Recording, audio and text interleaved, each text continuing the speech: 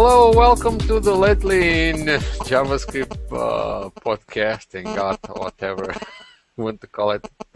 This is episode 31, and as always, I have here the one and only Michael Kimsal. Hello, Michael. Good morning. I am too legit to quit today.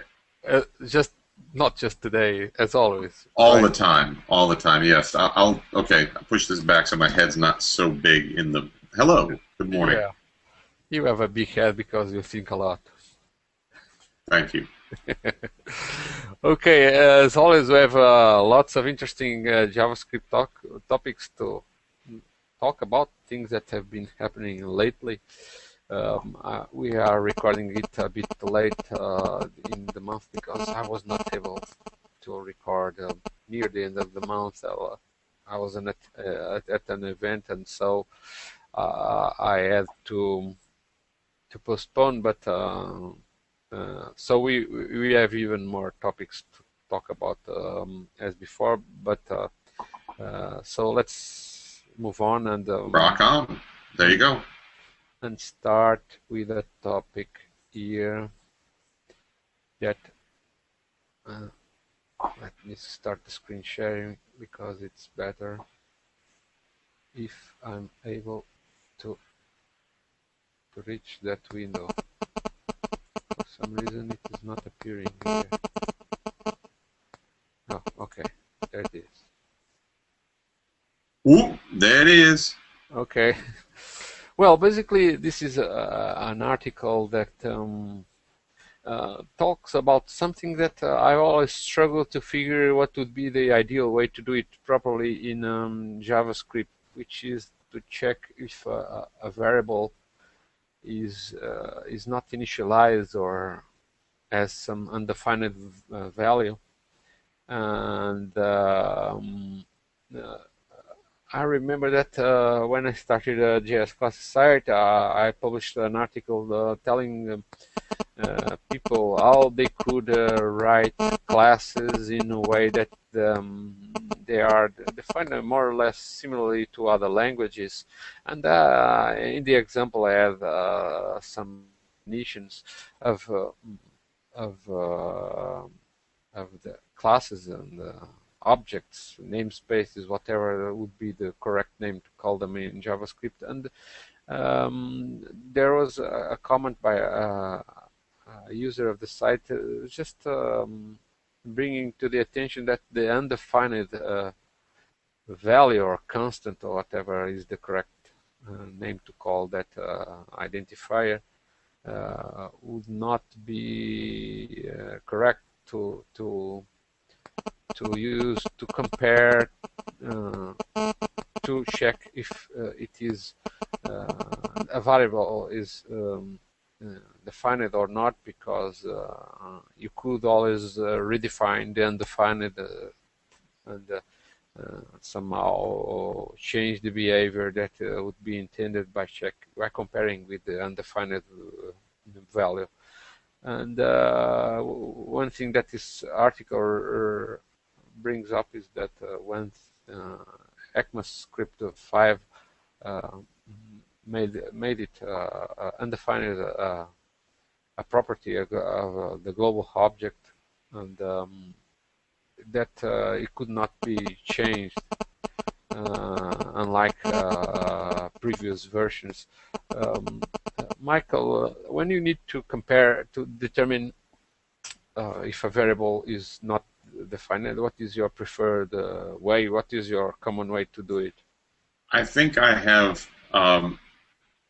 typically just looked for the string undefined.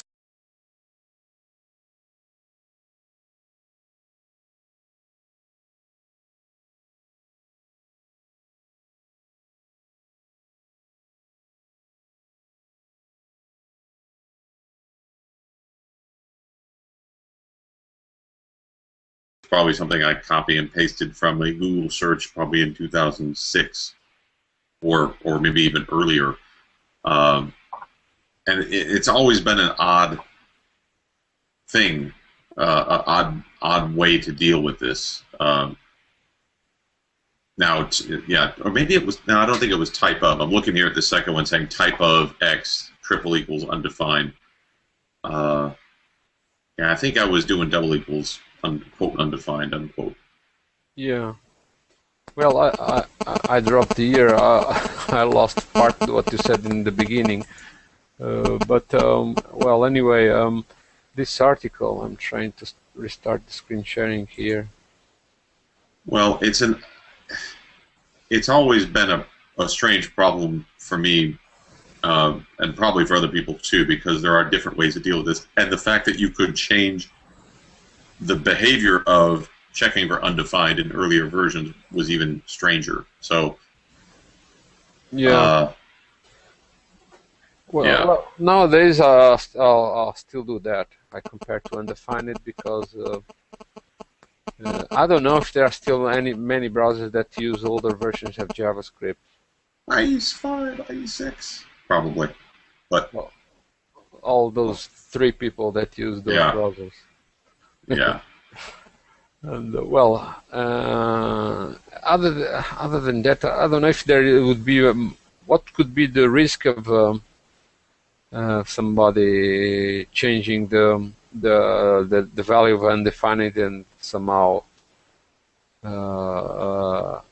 change the behavior of your. Well, if that's what you were checking for, if it's undefined, then establish an initial value for it, and if you change the undefined behavior that didn't return what you should be expected, then you'd be resetting values. I mean, that's just one example. It's just odd. It's almost like being able to change false and true somehow.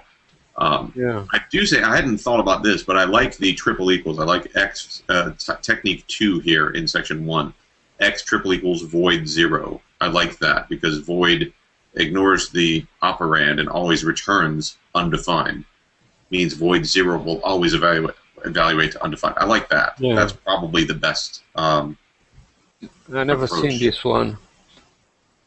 Well, I never seen this void 0. What does that mean? Is that converts?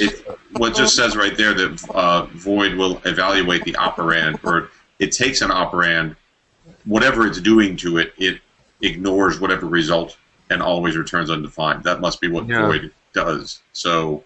Oh, I see. So whatever is the undefined symbol, defined or not, this always evaluates to the real undefined value. Yeah. I think. Well, the article recommends that you use the triple equal undefined, which is what I've been using. Previously, I used to do the type of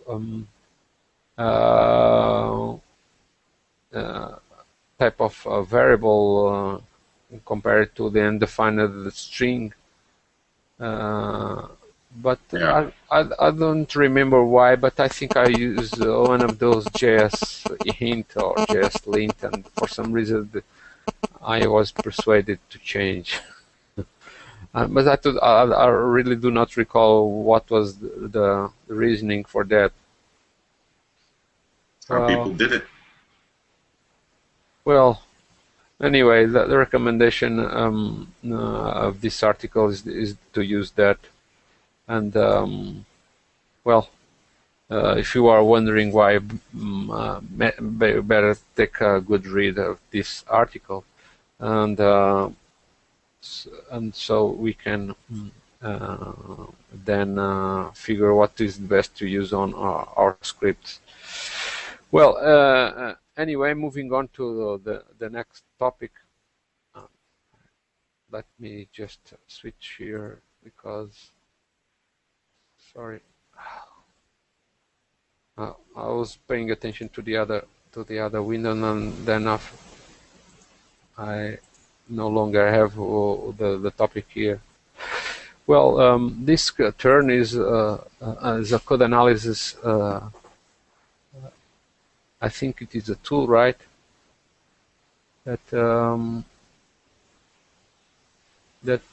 can be used to figure if you are, from what I understood, to to figure if your programming is correct and makes sense. I don't know, Michael, have you tried this this Tern tool?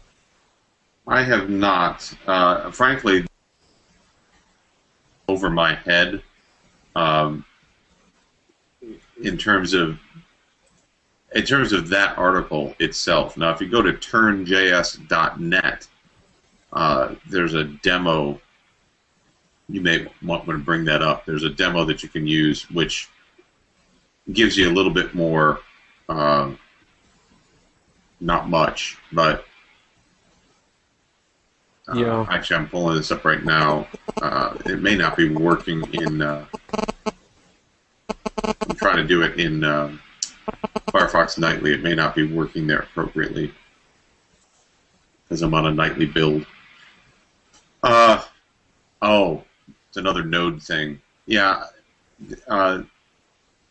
Is that a bad thing? Pardon? Is that a bad thing? Be another Node thing? Oh no, I don't mean it's necessarily a bad thing. It's just you just don't use it. Yeah, well, it's just like okay, that's how he's doing some of this. Okay. Okay. I really can't speak too much about this. It's a bit high. I mean, it's. I was going through the article and I get mechanically what he's doing, but I never saw output, and I wasn't able to click or connect what was going into what the value of the output would be. But I don't think I work at this level where you need to have this much of an understanding of what's going on. But you should always have an understanding of what's going on. I don't in JavaScript as much as I should. So. Yeah, it's always useful for when you want to figure probably spot some bugs earlier than usual, which the usual is to something is not working. And but if you have a tool that can be used to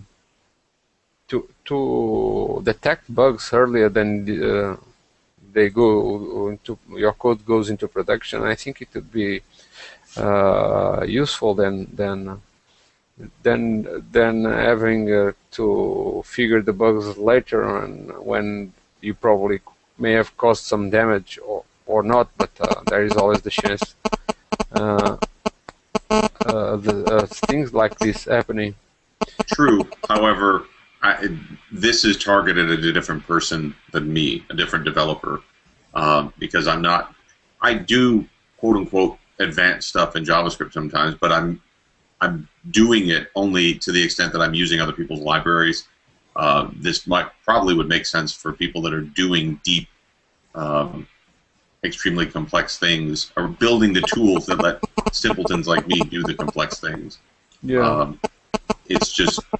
Well, just an add-on. Yeah. Something that may help you to figure any bugs that you may have. Like, for instance, what you can do with JSHint and JSLint. Since I got aware about those tools, I started using them more frequently, at least once before I publish code and JS classes and any components that I have been publishing or updating.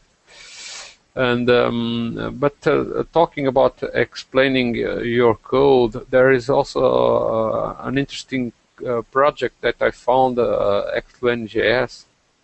Let me screen share it here. And hope that Google Hangouts does not crash on me again.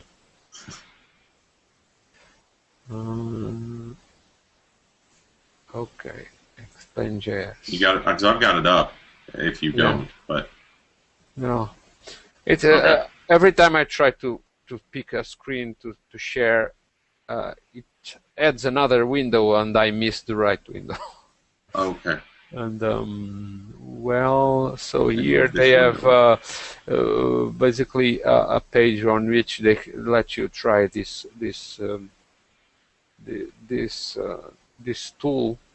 And let me paste the URL here. I thought it would be to paste the code, or maybe I saw this before, but I think okay.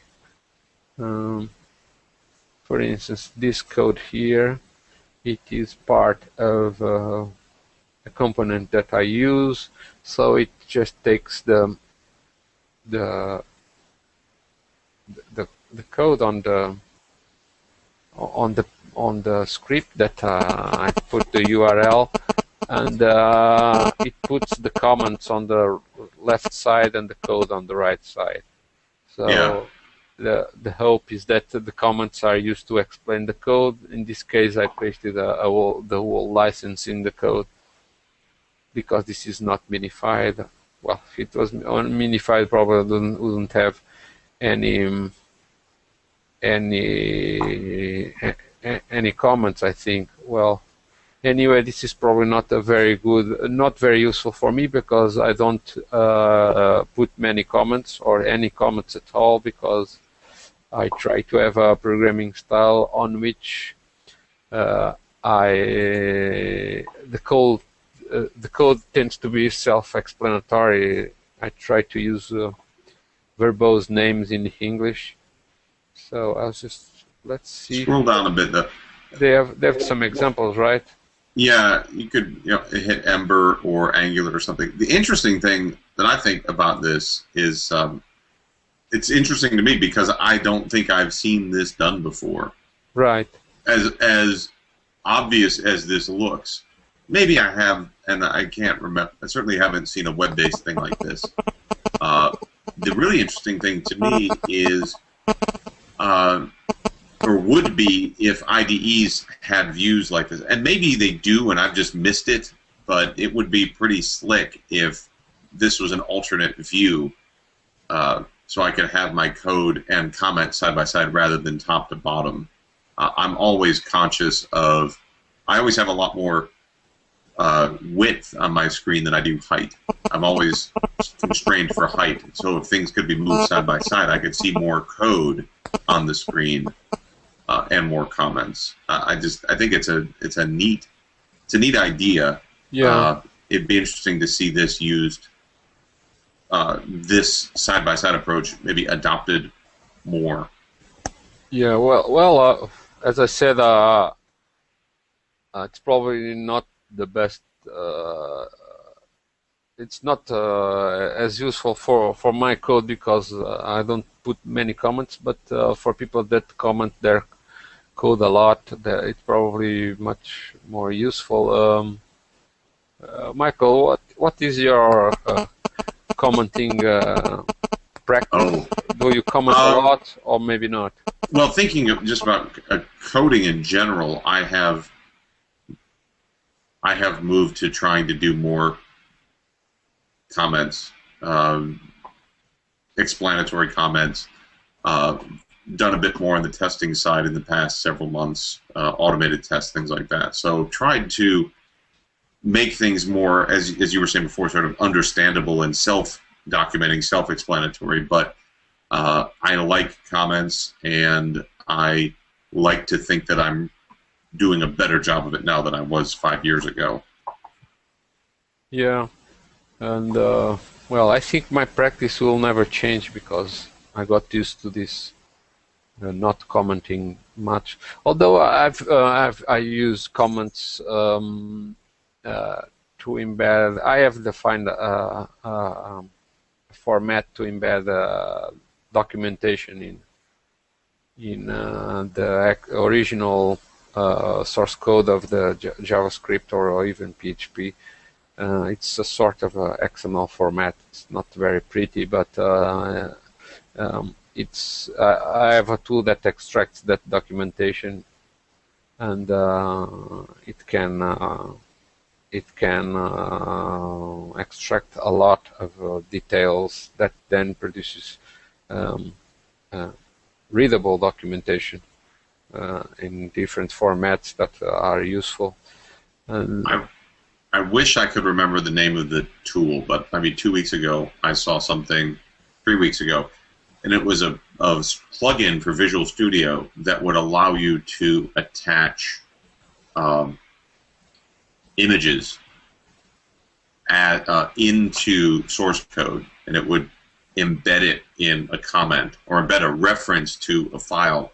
But when you were looking at it through the plugin in the editor, you could see the image there, in line with the code. So this is the diagram of how the flow should go. This is sample output from this method, that sort of thing. Yeah, I think I also saw that, but I also forgot the name. I can't remember the name either, but it's amazing that we still are so. Text is great, but we're still so text-oriented, and I don't know if or when the idea of embedding more multimedia metadata will ever take off. But anyway, I like the explain thing. Yeah, well, talking about code analysis and as we mentioned about Tern, there's a new release of JSHint out, JSHint 2.0, and basically, well, I did not add an opportunity to try it and see what are the differences in practice. They are listed here in this page. Oh yeah, we looked at this. Yeah, we looked at this a little bit ago. ECMAScript 5 support is, and ECMAScript 6 somewhat. Well, what are the main differences that you notice that can make the tools better than or it already is?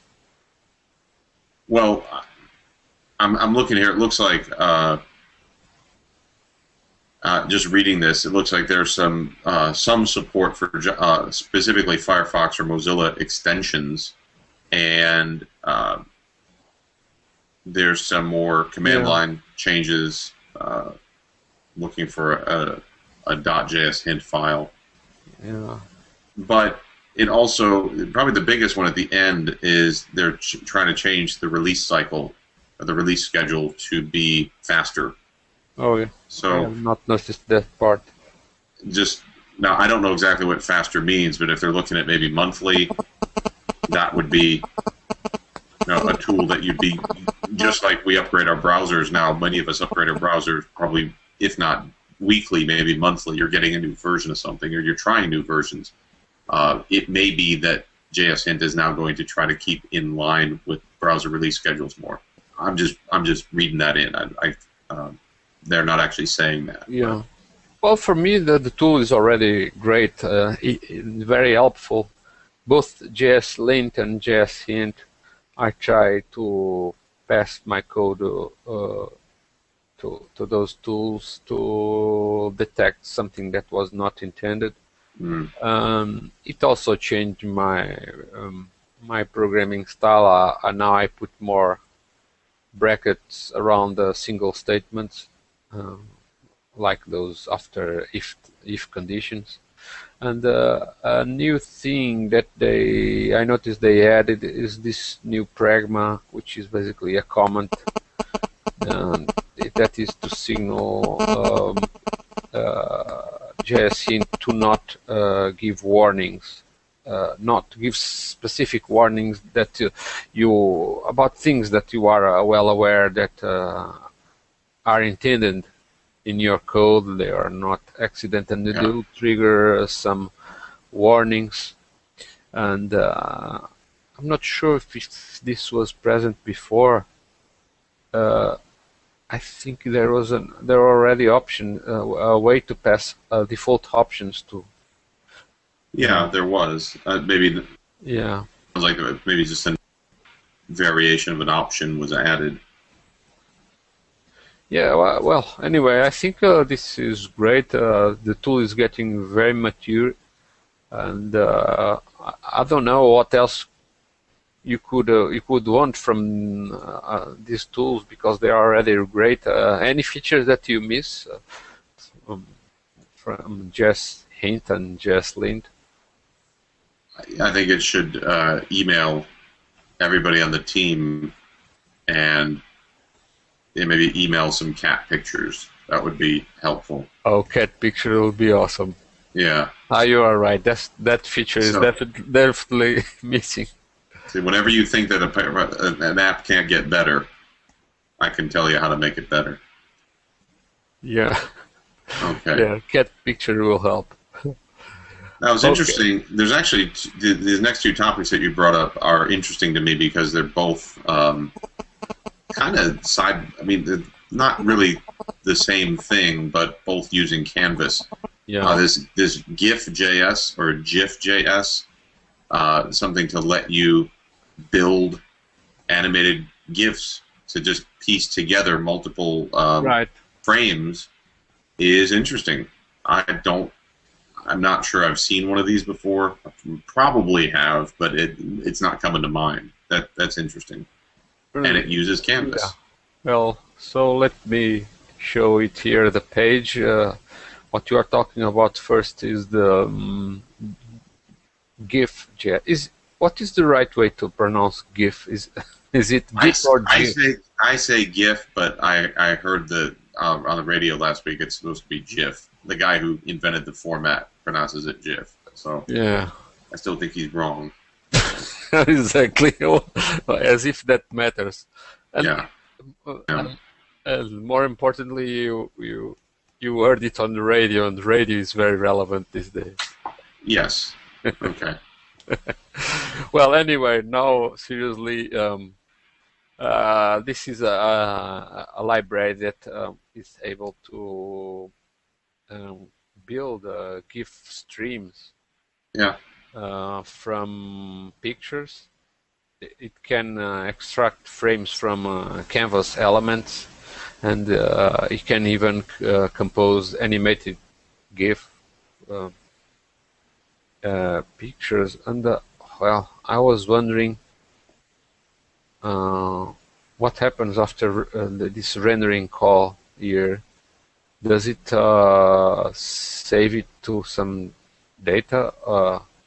Some string variable, or does it upload it to the server? Because this it's saying right there gif.render. It's going to trigger because there's a GIF on finished. So it's going to once the rendering is finished, it's going to trigger that callback, which is function. It's going to pass the blob, and then it's opening up. Oh right. There's more to it than that, but that's what their demo's doing. Yeah, that's what the demo code is doing. Yeah. So it creates a blob. Oh, I see. Yep. It creates. Here you go. That's it. Creates a URL. Oh, this is intriguing. Oh, what kind of URL is that? I think it's a data URI. Data. Yeah, you are right. I know. I forgot that. I totally forgot that you can generate URLs from data strings. Yep. And but this probably will be more useful if you. Well, I don't know. I think if you could somehow upload it to the server, and so it probably would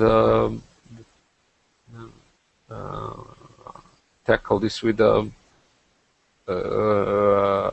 Ajax object, XML HTTP request object, and upload it to the server.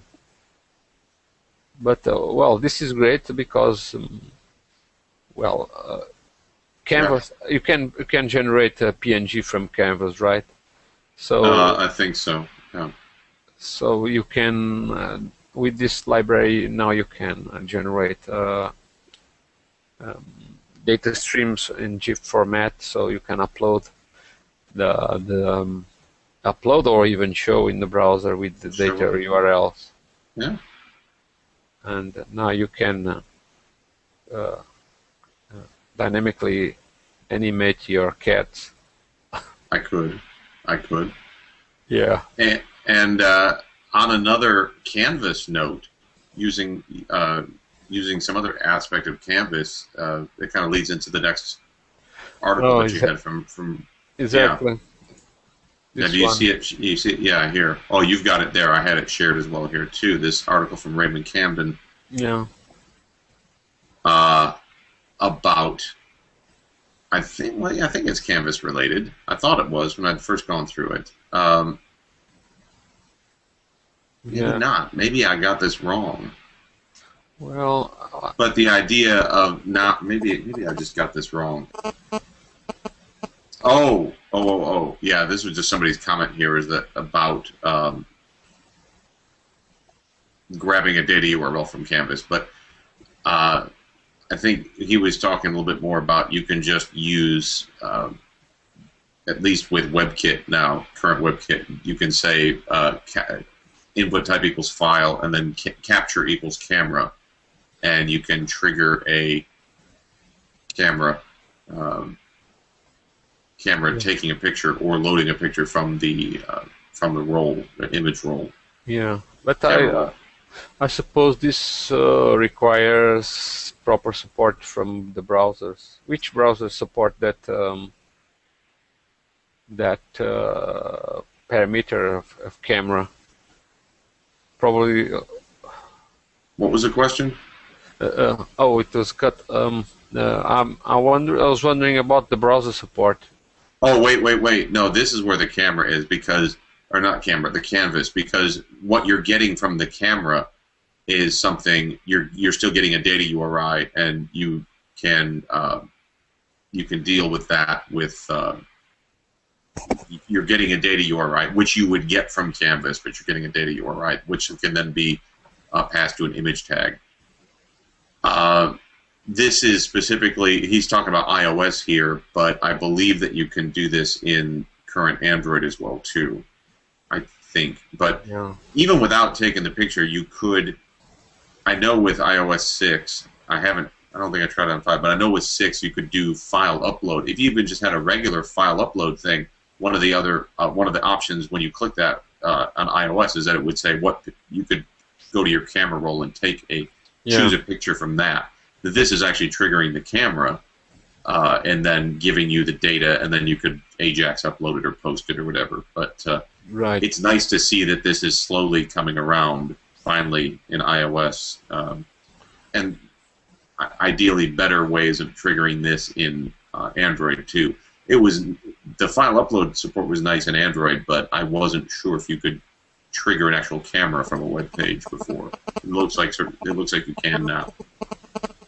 Yeah, and what this article says that you can do this without calling the camera API from Yeah, because the browser is calling the camera API now for you on your behalf. Yeah. Yeah.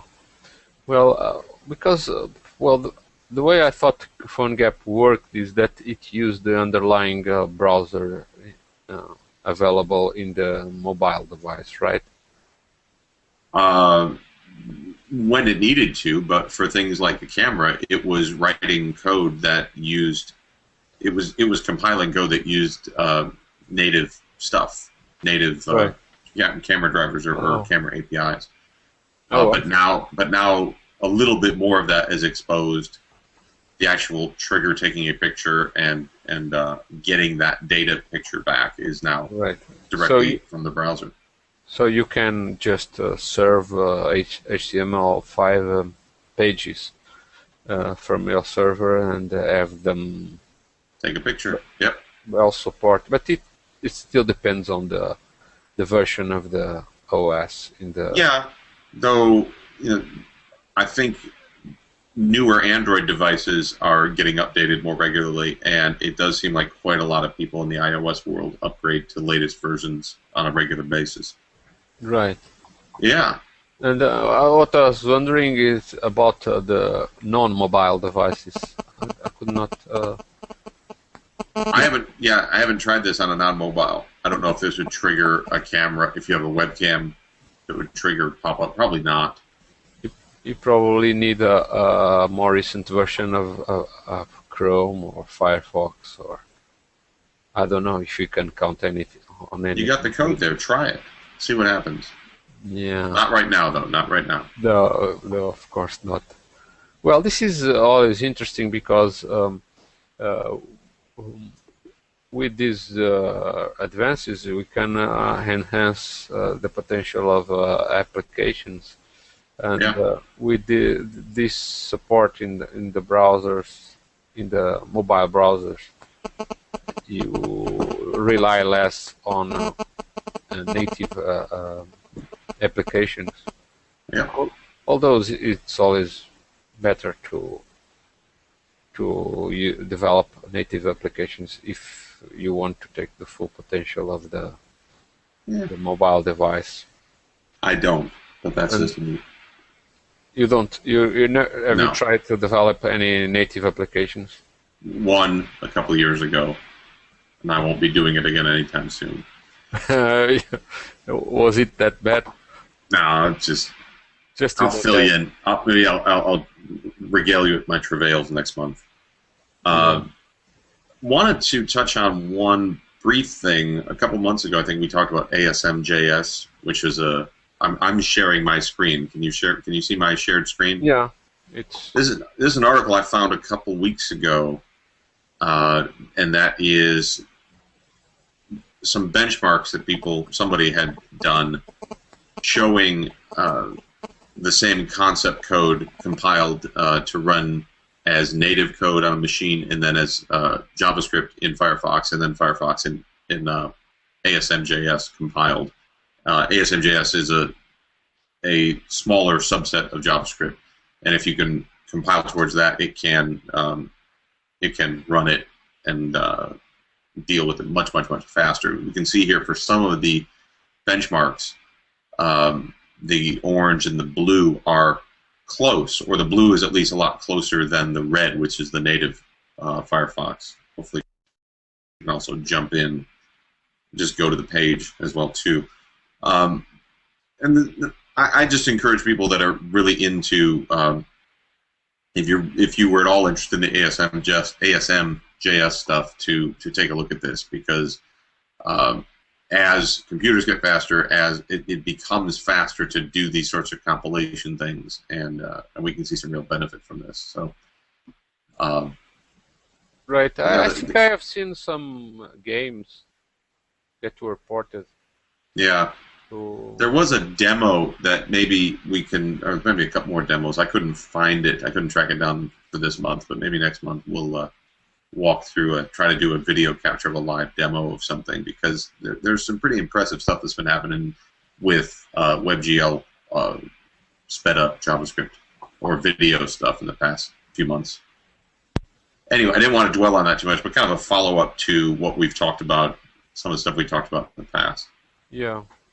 Well, I think this is great, and as we already mentioned before, I think more heavier CPU-intensive applications could be ported to JavaScript and eventually run on any browser.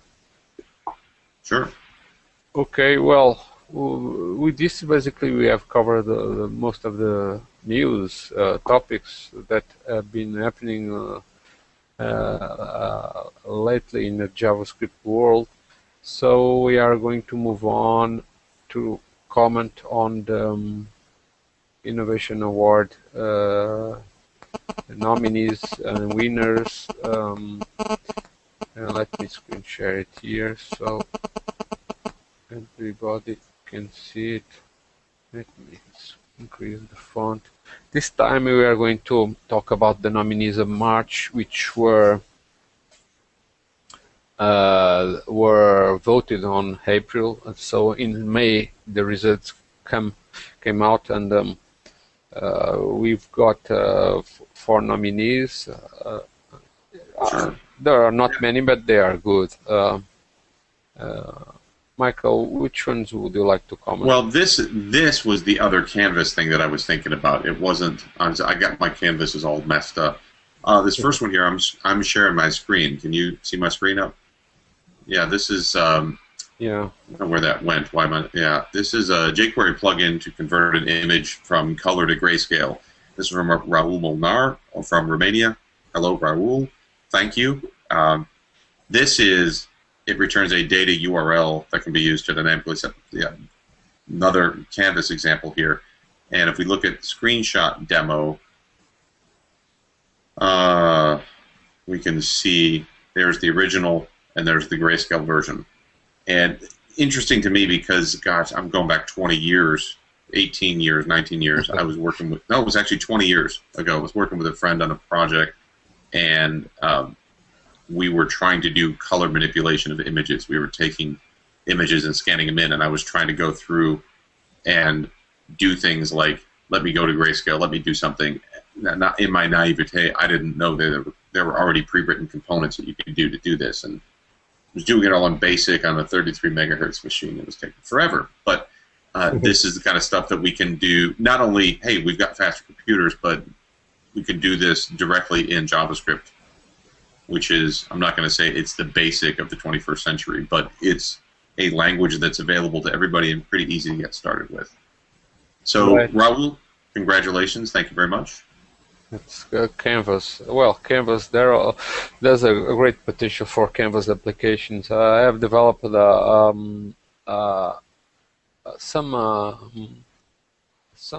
actually a plugin for my component for animations that I use the Canvas to draw those circles around the elements.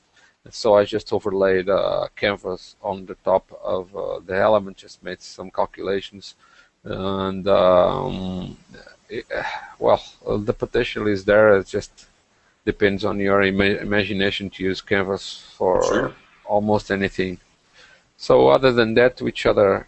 Well, the other one I'll mention here is from Bob from Bulgaria. Hello, Bob. This was, let me share my screen. This is called YSpeed. I initially thought just by the name it had something to do maybe with Yahoo or YSlow. But it's just an object which will convert between kilometers per hour, miles per hour, and knots. Interesting to me in that kilometers and miles per hour I can kind of do in my head, though if you were going to do this on the screen, you'd still need something to do the calculations. But I was flying a couple times, trying to pull this up again, and I still couldn't actually figure out. I would think I was seeing the plane speed in knots at some point at one of the things, and I could not figure out how fast we were going. But here's the raw calculations. Pretty straightforward, but this is a nice small class that will convert these back and forth for you.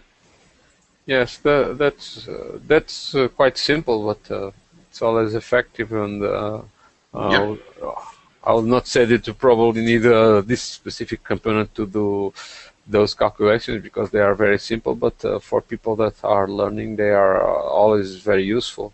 Sure. For whoever wants to learn and see even how simple things can be done.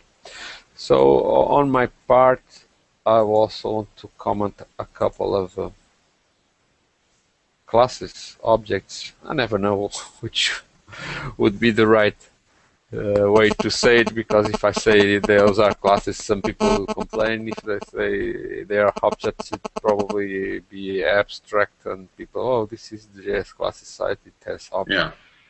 Well, people, it will never be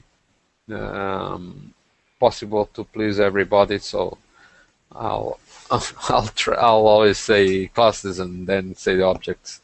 And in this case, it's another great contribution from Artur Sosins from the distant Latvia, and this time he did an interesting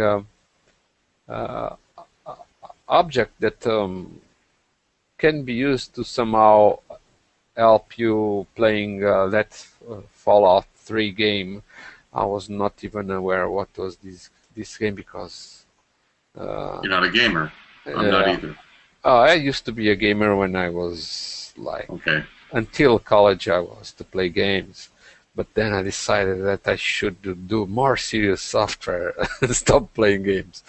Actually, the real explanation is that I don't have time to do the work, even less to play games. But games are very popular, and from what I understood, I had to study what was this Fallout game to to write a detailed description and even the nomination text that I always write by myself, and after analyzing what each component does to clarify and explain why this object is being nominated, I had to study this game, and from what I understood, it was a game on which you have to go to rooms, and some rooms have terminals, and you have to break in the terminals to access the information, and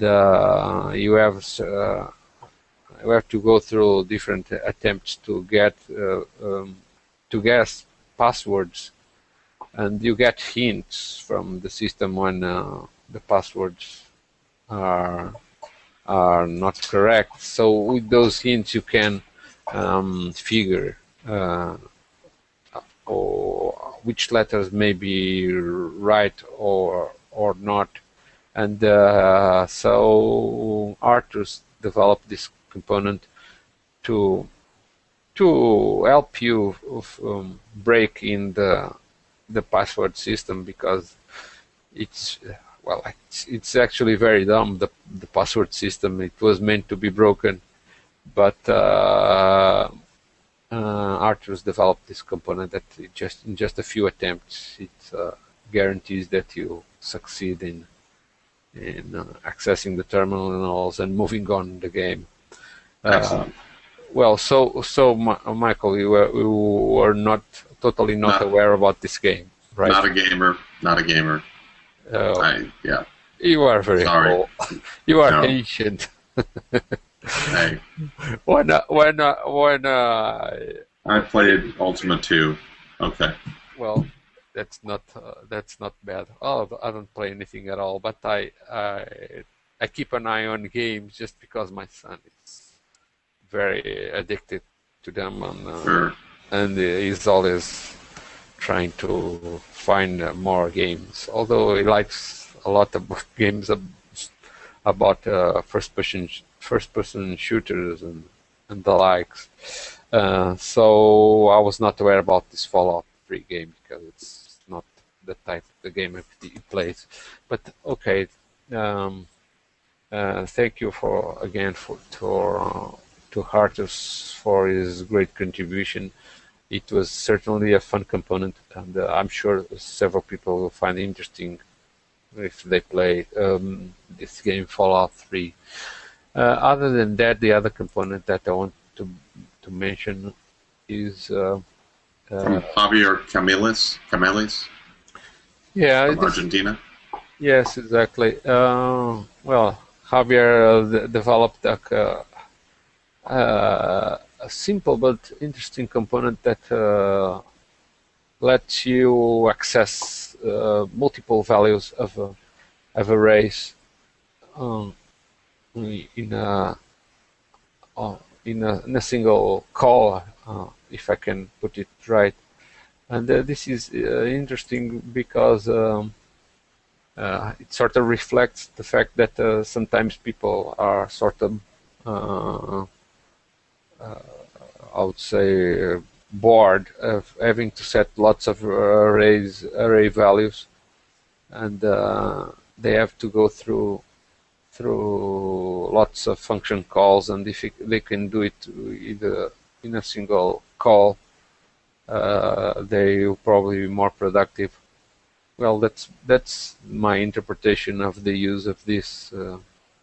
I couldn't quite figure out if it was meant to be a multi-dimensional array or not. I sort of thought it was, but it might not be exactly.